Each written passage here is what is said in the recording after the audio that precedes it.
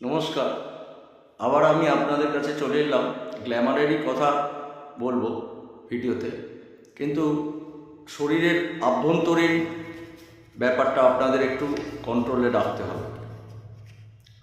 যেটা হচ্ছে, আপনারা খাবারের একটু তালিকাটা একটু চেঞ্জ করে দিন। খাবারের তালিকা বলতে, সকালবেলা আপনি 10 মিনিট ফ্রি হ্যান্ড করে নিন, তারপর টুথব্রাশ করার পর কাঁচা হলুদ, ছোলা ভেজা একটা খেয়ে নিন। তারপরে আপনি রাতে জিরা ভিজিয়ে রাখবেন, ওটা হজমের পক্ষে একদম বেস্ট।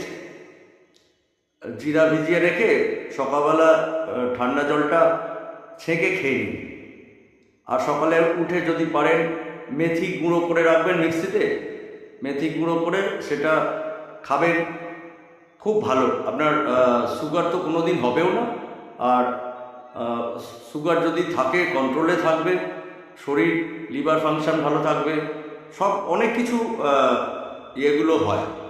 আর একটা হচ্ছে আপনার আপনি প্রতি সপ্তাহে একদিন করে চিরতা জল খাবেন, ডাব খাবেন, এগুলো আপনাকে মেনটেন করে চলতে হবে। তারপর যেমনি ধরুন, রান্নাতে নুন, তেল, ঝাল, চিনি এইগুলো আপনাকে কন্ট্রোল করে খেতে হবে। বেশি খাবেন না, চেষ্টা করবেন যতটা কম খাওয়া যায়। নুনটা অ্যাভয়েড করবেন যতটা পারবেন, চিনি অ্যাভয়েড করবেন, ঠিক আছে? আর খালি পেট রাখবেন না। খালি পেট রাখলে আপনার গ্যাস হবে, গ্যাস হতে হতে আপনার পেটের সমস্যা আসবে, লিভারের সমস্যা আসবে।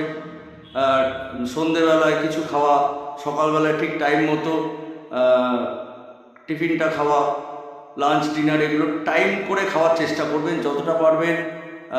রাত্রেরটা তাড়াতাড়ি খাবেন।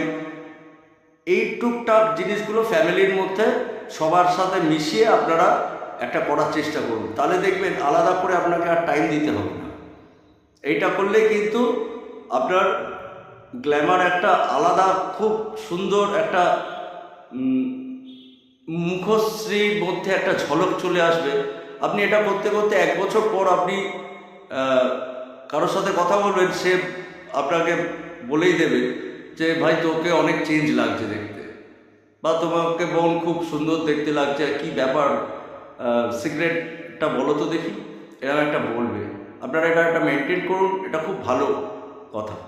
যাই হোক, ভালো থাকবেন, রাখছি, শুভরাত্রি।